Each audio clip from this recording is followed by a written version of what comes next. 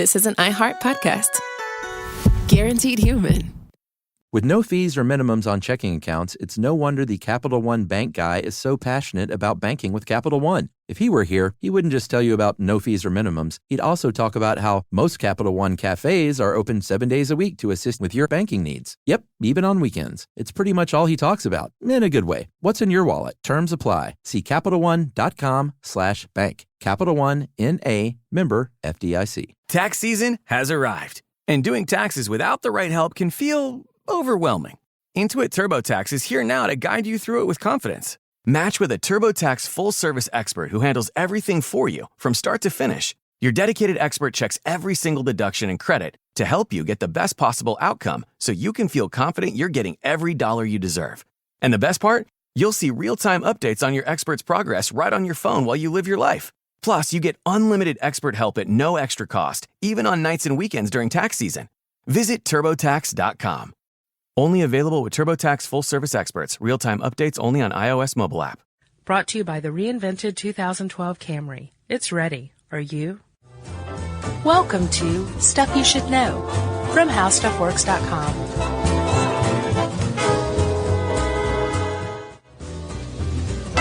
Hey, and welcome to the podcast. I'm Josh Clark. With me, as always, is Charles W. Chuck Bryant, and that makes this Stuff You Should Know, the podcast, the sequel.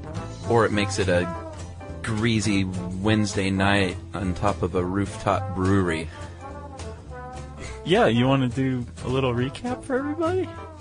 Yeah, let's do a very brief recap of our trivia night. Take it away, Chuck. I don't remember it. It was awesome. It was a lot of fun. It was jam-packed, overflowing with people, just like New York was. We had John and Joe and Dave, and everyone had a blast. We lost again. We were in the lead until the last question, and I ruined it for everybody, if I remember correctly. Yeah, but you know what? You did not ruin it because no one had the right answer on our team, thankfully, because that true. Would have been crushing. You want to do this? Question? What was the last question? The last question was, what is the second leading album of all time, sales-wise? Second behind Thriller. Greatest selling album of all time. And I believe you said Dark Side of the Moon, which I thought was a really great guess. Yeah. Someone else, Joe Randazza, said the Eagles' greatest hits. Another great guess. Sure. And both of us were wrong, or both of you were wrong. But we went with Dark Side of the Moon, didn't we? Wasn't that our team answer? I think so. It was AC/DC's Back in Black. Yeah. And you know what? I somewhere in my brain, I knew that was really high up the list. Mm-hmm. It didn't come to me. But yeah, we were in second place, and we ended up losing on the last question. I thought we were first going into the last question. Oh, were we? Yeah.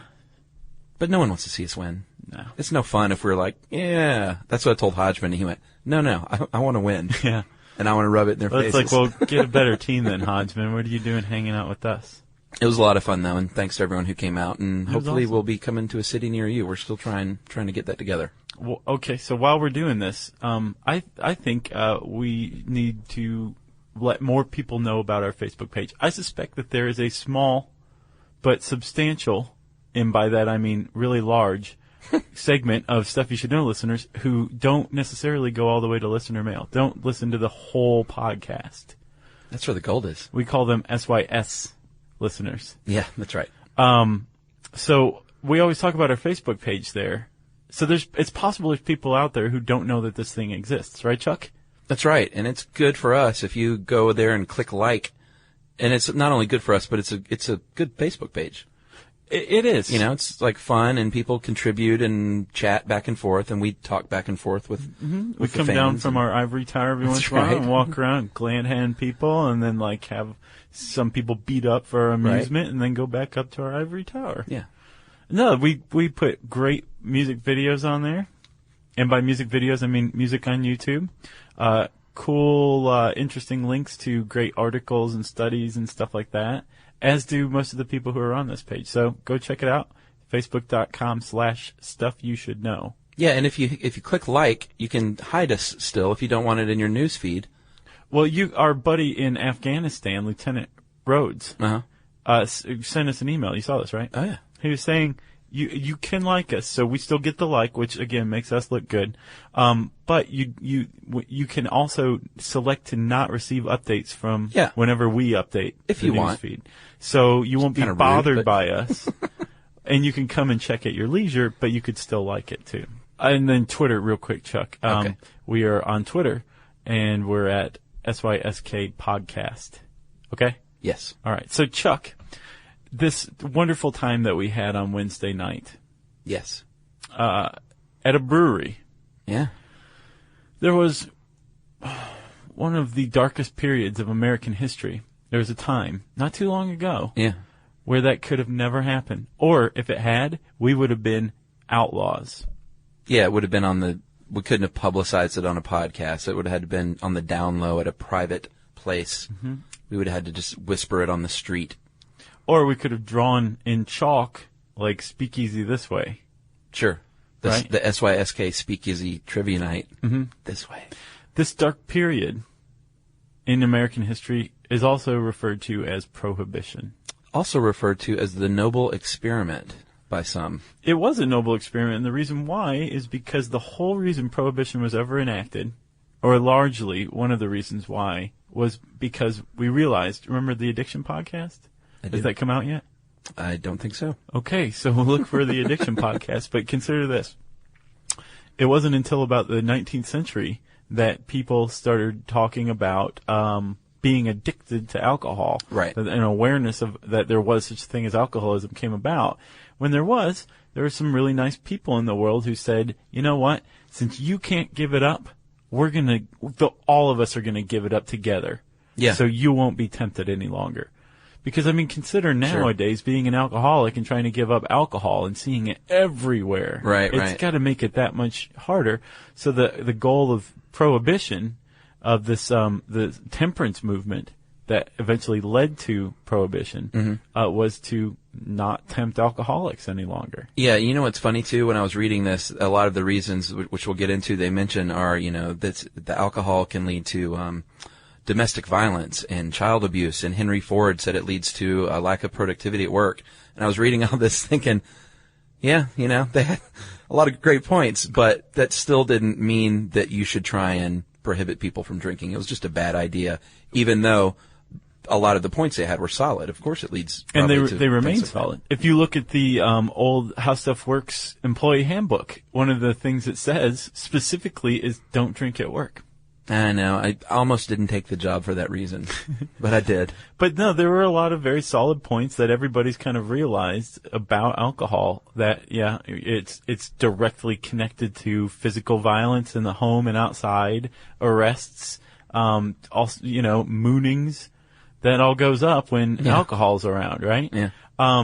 But as you were saying, it was a failed noble experiment. It was a bad idea, but it was one that we had to learn the hard way, and we've learned much from it, right? Sure. Even people that thought it was a great idea at the end of the noble experiment said that wasn't such a good idea. No, it wasn't. I still hate alcohol, but you just can't do this. So let's talk about this. From 1920 to 1933, the United States had on the books an amendment to the Constitution. That's huge. Yeah. And plus it makes this Congress look ridiculous. Yeah. That they did this. Yeah. The 18th Amendment went on the books. It was enacted in 1920, and it forbade the sale, manufacture, and transport of alcohol. And importation. Okay. Which transport? Well, no, you can still transport within, you couldn't carry it from Kentucky to Georgia. Right. Nor import it from Canada to the U.S. Right. You see what I'm saying? But you could keep it in your home, and you could drink your face off. Well, the cool thing is, too, is they, I believe it was passed, and then a year later is when it went into effect. Right. So they basically were like, you got a year. Right. You can fill your basement full of booze. Yeah. And we don't you know will what's not be breaking here. the law. I didn't actually realize this. That I didn't either. It wasn't that you were allowed to drink it yourself. I didn't know that either. And you didn't get the pictures, did you? No. There is a haunting photograph on page 0 of this article. Really? The first page. It was taken in 1931 at a speakeasy, and the people are all wearing. It looks like the photo at From the end of The Shining. It totally and does. There's this one gentleman who's not even necessarily the focus of the photo, and he is just staring out from 1931 into your soul. That's a very creepy picture. That alone is reason enough to go check out this photo. That's because he's on the stun gravy.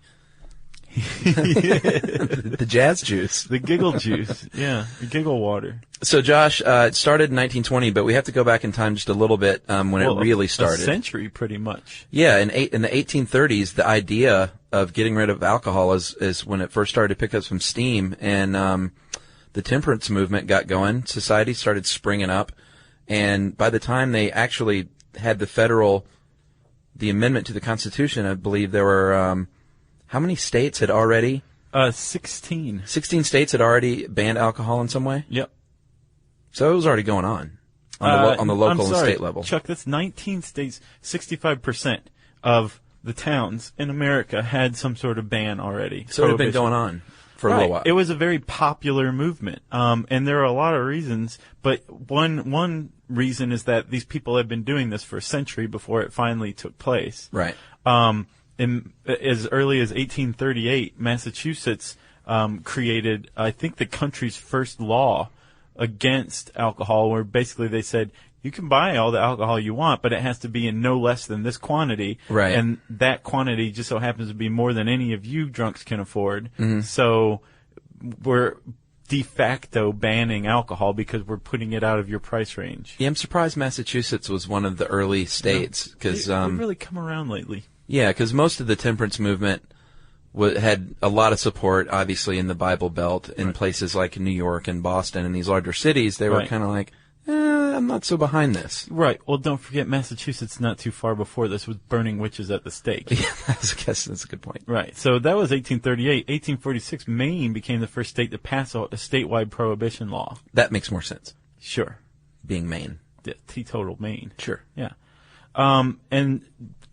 So this temperance movement's going on.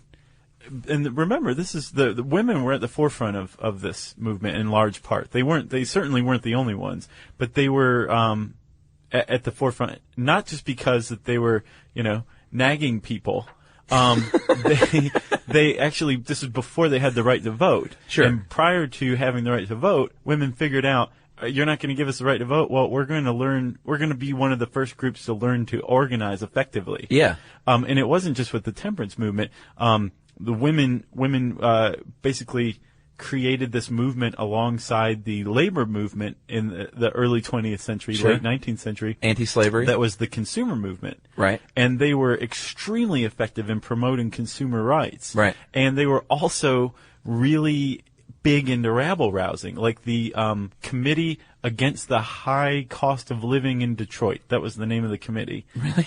It was a women's organization, and they would do everything from consumer education on the street, like you deserve government protection of milk standards, right, to boycotts of local grocers, to actually storming meat packing plants and pouring kerosene on thousands of pounds of meat so nobody could buy it.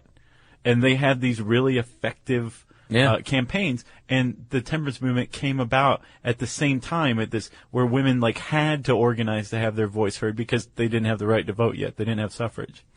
That's right, Josh. And specifically, the Women's Christian Temperance Union was formed in 1873 in Ohio. A few years before that, 1869, the official Prohibition Party was formed because people were like, Democrats and Republicans are kind of dragging their feet on this, so let's actually form a party. Right, and hold on, the Women's Christian Temperance Movement, right? Union, yes. Union, that woman who led that, Carrie Nation, yeah, is an excellent example of the kind of boisterous nature of this kind of organization and protest. She was known for hanging out around saloons, praying on the front steps to save these people's souls. And the people who tried to come in, she would ward them off with a hatchet. Yeah. And she was arrested she was arrested 30 times between 1900 and 1910. She basically said, busting up bars. Yeah, she basically said, I can't vote, so I'm going to become a huge thorn in your side. Right. And you can't stop me. And she had direct experience from it. They credit her ferociousness. I think I just made up a word. Her ferociousness against alcohol due to a short-lived marriage to an alcoholic. Oh, was that why it started? That left an imprint on her. Well, that makes sense. And being a motivated individual. Sure. Yeah. What's that bumper sticker about? Guns don't kill people. I do. No, something about well-behaved women rarely make history, something like that. Yeah. I like that. It's good. Yeah. Civil War comes along, Josh. Jerry laughed at that for some reason. Because she has that bumper sticker. Oh, okay. The Civil War came along, and that kind of slowed things down a little bit, but it was just temporarily because the war ended and people like the liquor industry started booming again, which you would think would slow it more, but what really happened was it started booming such that the temperance movement got even more active to try and take care of business, basically. Right. And one of the things that really, as usual, I'm loath to say, but one of the things that really drew popular support together was finding the proper scapegoats. Germans and Irish? Yep. Yeah. Immigrants. Uh-huh. This country has a long-standing tradition of forgetting that we're all immigrants, right, and targeting the most recent immigrants to the country as the source of all of our worries. And then our political parties go, yeah, it's their fault. And that it just kind of goes downhill from there. Because the Irish like to drink. The Irish like to drink, and the Germans love to brew beer. Exactly. And that they became the sources. We should go ahead and correct that. There was a popular perception that the Irish like to drink. Exactly. And the Germans really did run most of the breweries. Yeah, they knew how to brew beer. Not distilleries necessarily, but there was a lot of German-owned breweries in the U.S. So the popular perception was the Germans are brewing, the Irish are drinking. We need to target these two groups. Sure. So everybody hate them. And then that's how Prohibition ended up being passed in large part, right? Yeah, I mean, there were a lot of groups against it as well, as many as there were for it. Well, I don't know about as many, but there were also groups like the Association Against Prohibition Amendment. Woo! And the Women's Organization for National Prohibition Reform. Woo! Exactly. So it wasn't everybody, but it gathered enough support where eventually Congress, that awful, awful Congress of 1919, basically said, we kind of have to do this, and you've got a year to get all your booze. And what we're going to do to enforce this is pass the Volstead Act as well. Well, what really put it over the top, because this was 1919 and World War I had just ended. Right. But what really whipped pro-prohibition sentiment up was World War I. Anti-German. Where we're fighting the Kaiser. Yeah. And these Germans are sitting here using all the grain that we could feed our soldiers with to brew beer, and Exactly. you're not an American if you're drinking beer. Right. Right? And Mr. Anheuser and Mr. Bush were like, no. They were like, Beer is very nice. Gulp. Yeah. So that led to, like you said, Chuck, the 18th Amendment. And the 18th Amendment in and of itself didn't do anything. It had no teeth. It was a paper tiger. Well, yeah, that's why the Volstead Act. Right. And what did that do? Well, I mean, you can't enforce anything unless you have a way to do it, and that's what the Volstead Act did. It defined, like, the penalties if you were caught doing this, exceptions, which they had exceptions for medicinal use and religious ceremony use. Yes, and apparently a lot of doctors prescribed alcohol during the Prohibition You know how many? era. What, how many? They estimate that more than 1 million gallons of liquor were consumed a year from prescription whiskey. Wait till Prop 19 passes? Yeah, they got nothing on Modafinil. Right. Modafinil. Modafinil. You're thinking of minoxidil. And I bet there were a lot of religious ceremonies going on, too, if you know what I mean. Well, yeah, you got to think about it. The Catholics, I'm sure, were like, whoa, hey, yeah, blood of Christ and everything over here. Right. Yeah. We need to do this like twice a week now. Yeah. And then they went and chanted.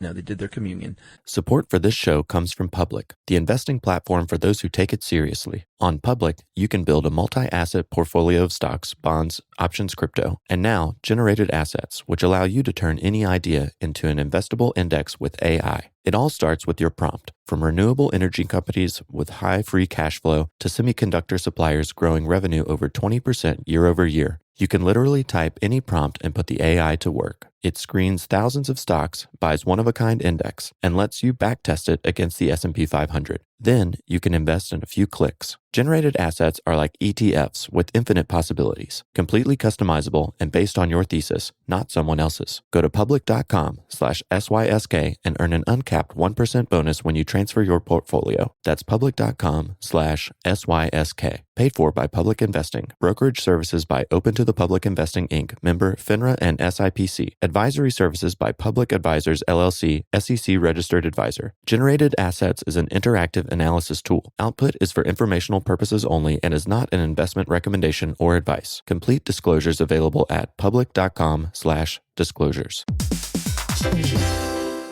Hey, everybody, get this. LinkedIn has grown to a network of over 1 billion professionals and 130 million decision makers. And that's where it stands apart from other ad buys. Yeah, for sure. You can target your buyers by job title, industry, company, role, seniority, skills, even company revenue, so you can stop wasting budget on the wrong audience. Yep, that's why LinkedIn Ads generates the highest B2B ROAS of all online ad networks. Seriously, all of them. And get this, if you spend $250 on your first campaign on LinkedIn Ads, you get a free $250 credit for the next one. Just go to linkedin.com/SYSK. That's linkedin.com/SYSK. Terms and conditions apply. And that also defined what qualified as an intoxicating limit, which was anything more than 0.5% alcohol. And you know what? That's actually still the case. Back when I was...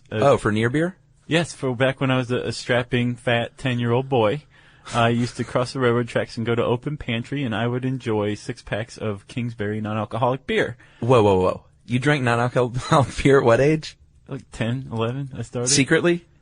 No. You still had to keep that a secret, right, from your parents? No. No? No. Sometimes, I go back and I look at some of the stuff that I did, and I'm like... I had a lot of freedom as a child. See, alcohol was like a big no-no in my house growing up. Hold on. The reason why is because I knew I was in the right. Legally, I know the reason. 0.5%, right, is non-alcoholic. Right. I can buy any non-alcoholic beverage. Why this root beer is non-alcoholic, and I can buy that. And I actually had an argument once with a clerk at Open Pantry. And I think just the fact that this 10-year-old was, like, stating his case, finally the guy was like... All right, I Pugsley. don't care. Yeah, just get out of here. And I don't think my family liked it, but they just didn't want to get into it with me. See, I would have gotten in big trouble for even that because alcohol was stun gravy to my household. It was bad. It was the devil's juice, and it was not allowed in the house. It was a really big deal. It's amazing that I ever touched the stuff. When I didn't drink at all in high school. I was a straight edge. What's more amazing to me is that you weren't more likely to touch this stuff because it was prohibited. Well, that can happen too. Yeah. That was one of the major effects of prohibition was that alcohol use, when it did increase, overall alcohol decreased as an effect of prohibition. But when it did increase, brother, it increased big time, right? Yeah, let's talk about some of the effects because it had effects on what you could call the good side and the bad side, both medically and economically. Actually, most of the economic effects were pretty bad. They were bad. Unless you were Al Capone. But alcohol trafficking obviously increased, things like speakeasies. And alcohol rings, bootlegger rings, are pretty much comparable to today's drug dealers. Rum runners? Yeah, there were European rum fleets is what they call them, right? Yeah. Because no prohibition in Europe, most of Europe. So they just sail out into international waters. Yeah, and meet me out there at midnight. And then they would offload their cargo to bootleggers, and, that was that. The one reason they knew that things were really getting pretty bad on the bootlegging scene, I didn't realize this, is pretty funny to me.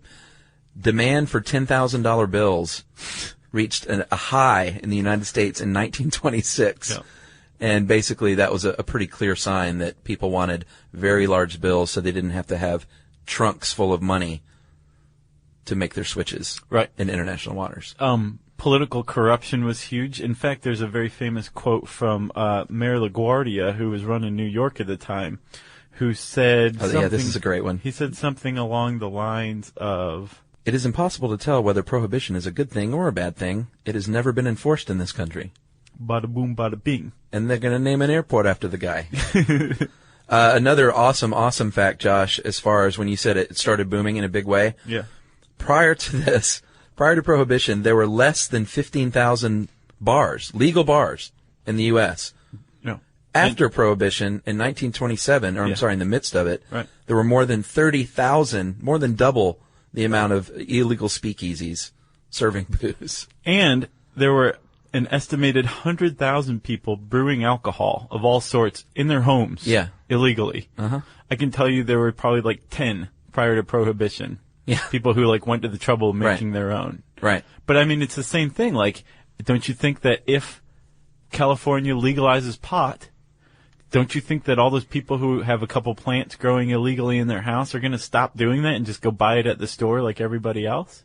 I don't know. The artisans would probably still grow their own, but maybe so. But Yeah. in much the same way that people homebrew beer now, exactly. like That's a great.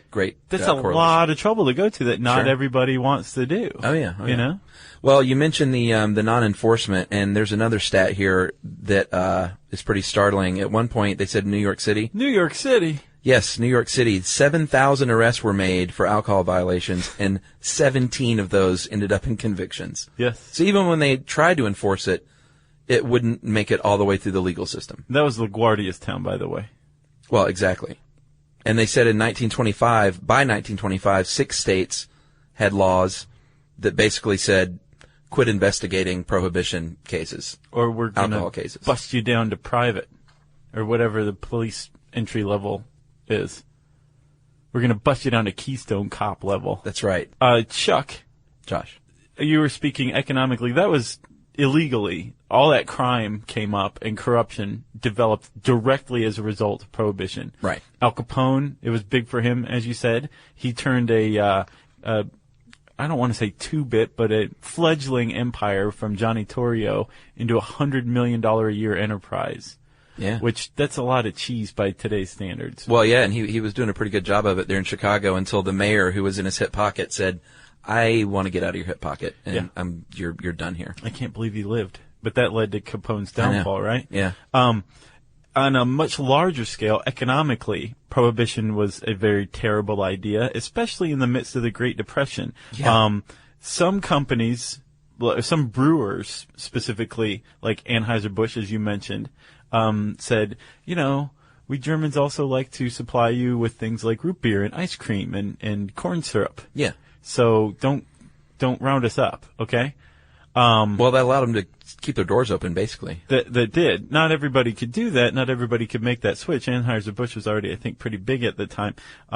So in St. Louis alone, before Prohibition, there were 22 breweries operating. Yeah. After Prohibition was repealed, I just gave away the spoiler, 9 reopened. Yeah. So it had a huge hit just on the brewing industry. It also took away all the tax revenue that America was making before Prohibition, taxing legal sales of liquor. Sure. All of this was untaxed. Bootleggers weren't paying any taxes. So they were getting rich. And then so when the Depression came along, that really kind of turned the tide as far as America was concerned. Like, okay, we're sick of this. A lot of crime has come about, a lot of corruption. The U.S. is in the Depression, and we're losing out on viable taxable income. And this is just stupid. Yeah. Everybody's drunk anyway. And the ones who were just kind of moderate drinkers before are big-time drinkers, right? Yeah. So, for example, apparently by the end of the 1920s, there were more alcoholics than there were before Prohibition, right? Like clinical alcoholics. Wow. Adulterated or contaminated liquor brought on more than 50,000 deaths, not to mention cases of blindness and paralysis. Remember it was either the Hangover podcast or the Moonshine podcast, we talked about coningers, the impurities in alcohol that can kill you. Yeah. Those did kill a lot of people during Prohibition. On the flip side, though, cirrhosis declined from 10.7 men per 100,000 to 29. It dropped to 10.7 from 29.5 per 100,000 over from 1911 to 29. So, aren't you just Mr. Silver Lining? Well, no, that's my point, though, is they'll point to some stats that'll say, well, cirrhosis dropped, but then 50,000 people died because of making liquor in your tub. Right, and again, overall alcohol consumption across the board dropped from between 30 and 50%, which is substantial. But the ones who it didn't drop in, it kicked their drinking into hyperdrive. Yeah, I think some people just like to be bad, like this is forbidden. Right. So I'm going to do it all the time. Actually, the parallel there with the marijuana movement in this country now is pretty striking. Pretty similar, because the recent economic downturns that we've had, I don't know if you noticed, but a lot of states started saying, like California, you know what we could make revenue-wise if we legalize pot? There's a very interesting, I think it's Cato Institute, they're a libertarian think tank, and they issued basically like, you want to know exactly how much you can make and save by decriminalizing marijuana? Here it is. Right. And it was because all the money you spend in the legal system plus all the revenue that can be raised tax-wise. Exactly. Comes to like $14 billion a year or something like that. That's the same 14 thing. or 44 or something. There was a 4 in there. Same thing with the stun gravy. We should give credit to that. That's John Hodgman's words from his book, The Area of My Expertise. Which you can get on Amazon. I don't want people to think, God, Chuck is so funny he thought of stun gravy. Because I did not. Josh. 1932 comes around. Everybody's sick and tired of Prohibition. And Congress, a new Congress, says, you know what, we're going to repeal this. A much hipper, drunker Congress. So they created the 21st Amendment because it takes an amendment to repeal another amendment, right? Yeah. And in the history of the United States, this is the first time an amendment was passed to restore the rights taken away by a previous amendment. Chew on that one.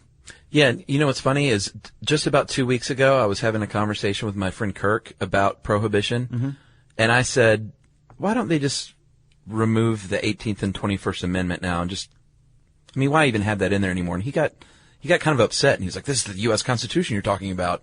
And I said, well, I know, but it's just, it seems silly now to still have that on the books, unless I guess it's just, you know, the constant reminder of this is what our country went through, and see, we repealed it.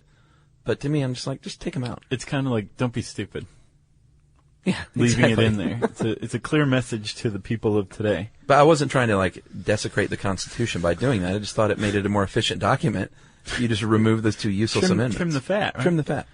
Support for the show comes from Public, the investing platform for those who take it seriously. On Public, you can build a multi-asset portfolio of stocks, bonds, options, crypto, and now generated assets, which allow you to turn any idea into an investable index with AI. It all starts with your prompt. From renewable energy companies with high free cash flow to semiconductor suppliers growing revenue over 20% year over year, you can literally type any prompt and put the AI to work. It screens thousands of stocks, builds a one-of-a-kind index, and lets you backtest it against the S&P 500. Then, you can invest in a few clicks.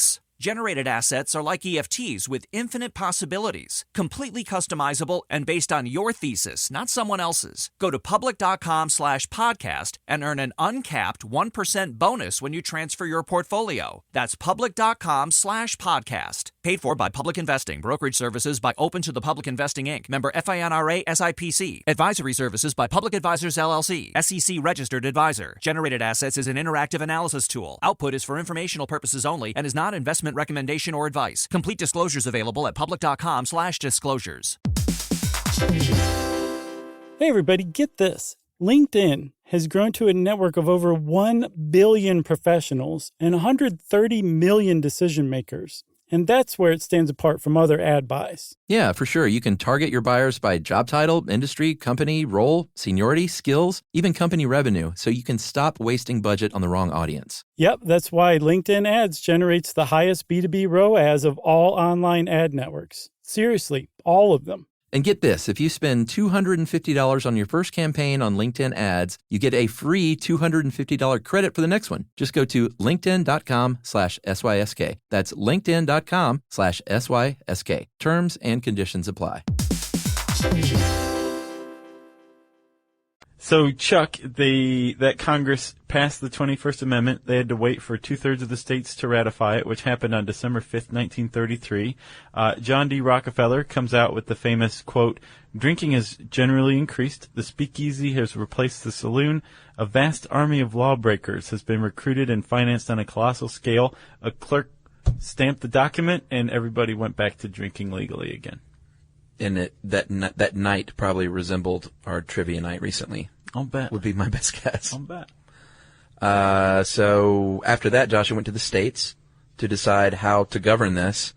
And a lot of states said 21's probably a pretty good age to start drinking. A lot of states, or some said, like I think Louisiana and held out for a long time. Georgia even was 18 for a long time. I don't remember Georgia's. I remember when Ohio did theirs. Oh, really? It was like in the mid-'80s, and because my sister was in between there. She was like 19 at the time, and she was like, no. And I remember Louisiana also finally caved because the feds were holding out on their highway funds. They may have been the last one. They were. Were they? Yeah, and they finally were just like, we can't take these potholes any longer, so they caved. So, Josh, since Prohibition so long ago was repealed and done away with, you would think that now in the United States, you can go anywhere you want, any day you want, buy your booze. You would be wrong, and I know that you know that that's wrong because you live in Georgia, pal. Georgia has a blue law. Yeah, no Sunday sales. Nope. You can buy it in a restaurant after 12:30. Yeah. So if you like to go to brunch early, you're out of luck. I found that out the hard way. It's very funny how the brunch crowd really turns up around 12:15. Yeah. Before then, you can get a seat anywhere. Yeah. On a Sunday. But because of the fear of enticing people away from church with booze or partying too hard on a Saturday night, leading to a desire to keep drinking Sunday morning and then miss church, there's that blue law. Yeah, and they said that, I didn't know this, they said that, and this is not just in Georgia, but period in the United States, that came about during the colonial times. They said, you know what, let's keep the Sabbath dry. Yeah, and what you've just made reference to is the last sentence of this article. It is, in my opinion, the strangest sentence ever used to end a How Stuff Works article. Would you do me the favor of reading that sentence verbatim, please? This law was developed in colonial times to honor the Christian Sabbath day in colonial times. The end. It's a little redundant, isn't it? Don't you think? Yeah. Let's talk about some of these other states, though. About half of Mississippi's counties are dry, and you can't even drive through a dry county with booze, even if you're just taking it home. Unless you feel like paying a bribe to the sheriff. Yeah, or if you sneak it. But you can't go to a wet county and say, I'm going to get my Sunday or my beer for the week. You can't drive. You have to take a circuitous route. Circuitous. You had it right. If you want to even take your beer to your house. Right. It's pretty serious. Kentucky. It's a dry law. Alabama, Arkansas, Texas, Kansas, Virginia, a lot of these states, Alaska. Mm-hmm. Alaska, actually, you found like this pretty cool supplemental article about Alaska having 129 of the dry towns. That's mentioned in this article. You found an article that explains why. Because apparently there's a strong tradition of binge drinking brought over by Russians and Finns, right? Yeah, Finland. And Finland actually had its own bout with Prohibition as well, right? Yeah, they did. And I should also point out that it introduced me to my favorite new expression that I've never heard before. Mm-hmm. Frontier drinking style. Yeah. They had frontier drinking style. It usually ends with bear wrestling. Bear wrestling. And it's interesting, though, that they've done a lot of studies, and they've shown that the volume and pattern of how you drink correlate with your culture. Yeah. So there's the Southern European wet culture, which is frequent but moderate drinking. Like basically like French kids of age 7 drinking wine at dinner. Exactly. Right? And then you've got the Northern European culture, the dry culture, which is like you don't drink very often, but when you do, you drink like nonstop for 3 days. Frontier style. And then wrestle a bear. Exactly. Right. It's pretty and interesting. commit some sort of crime or something over and over again in the midst of this. Well, and in the end, places like Canada followed America and had Prohibition for a little while, not very long. Canada beat now. America to the punch. We enacted Prohibition in 1919. Canada's Prohibition lasted from 1918 to 1919. Exactly. That's just like the Beer Baron episode of The Simpsons. Exactly. Yeah. And in Finland, Josh, it was repealed 99 years ago.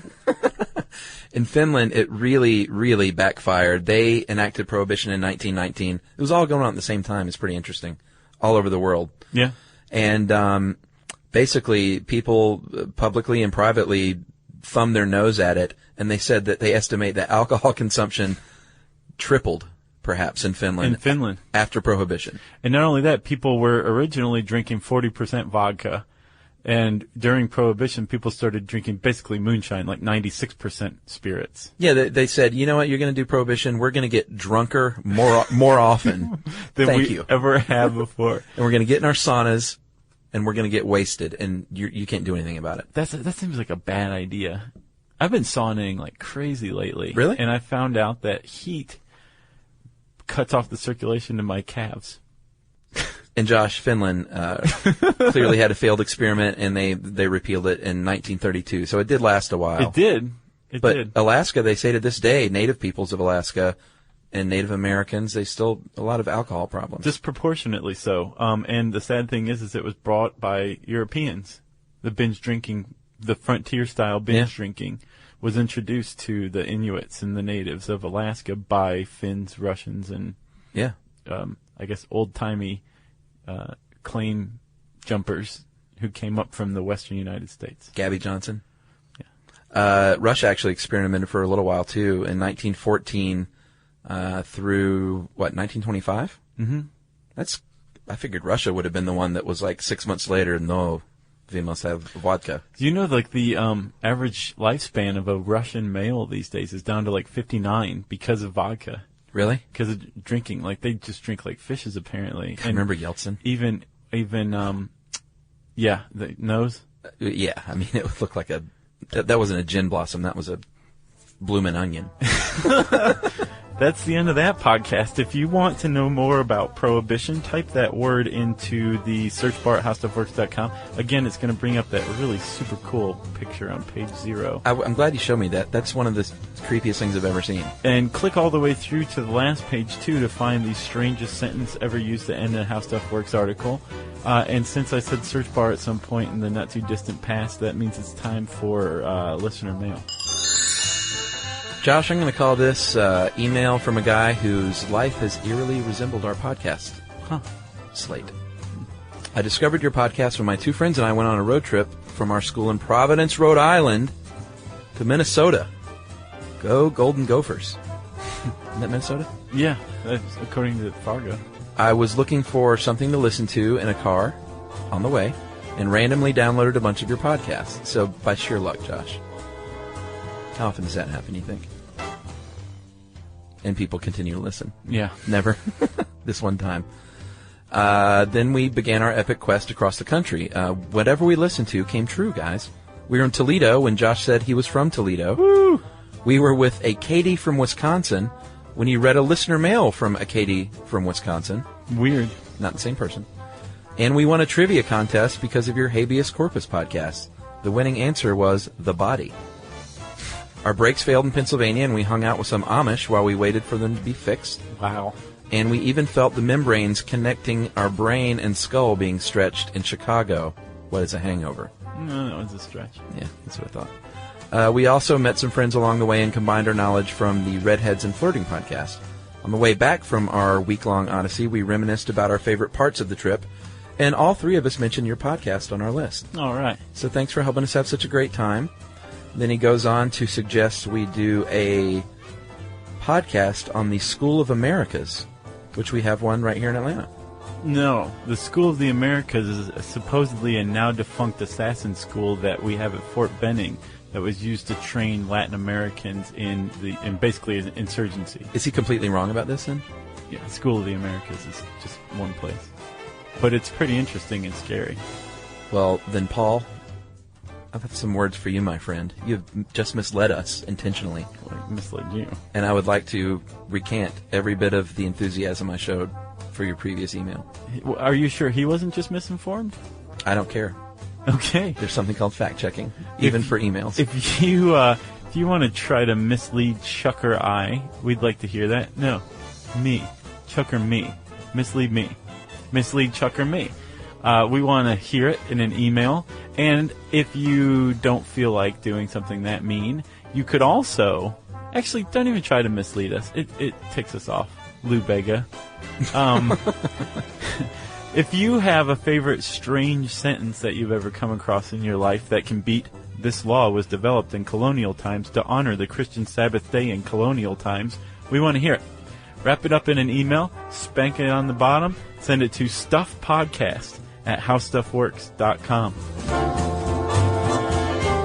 For more on this and thousands of other topics, visit howstuffworks.com.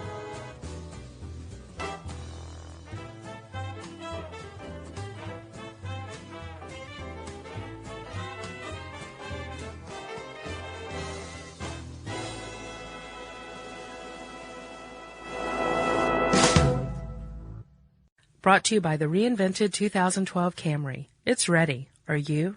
The NFL playoffs are here, and Wild Card Weekend powered by Verizon is in full swing. Man, it all comes down to this. The stakes are high, hopes are higher, and everything is on the line. My goodness! It's win or go home, and every moment counts on the road to Super Bowl 60. It's a touchdown! Wild Card Weekend powered by Verizon. Through Monday. Visit watch.nfl.com for the full schedule. These days, it seems like AI agents are just about everywhere you turn, every field and every function. But without identity, you can't trust they'll serve your business instead of jeopardizing it. Fortunately, Okta helps you get identity right by securing your AI agents' identities, giving you a single layer of control, a single standard of trust. So whether an AI agent supports a single user or your entire enterprise, with Okta, you'll turn risk into opportunity. Secure every agent. Secure any agent. Okta secures AI. This is an iHeart podcast. Guaranteed human.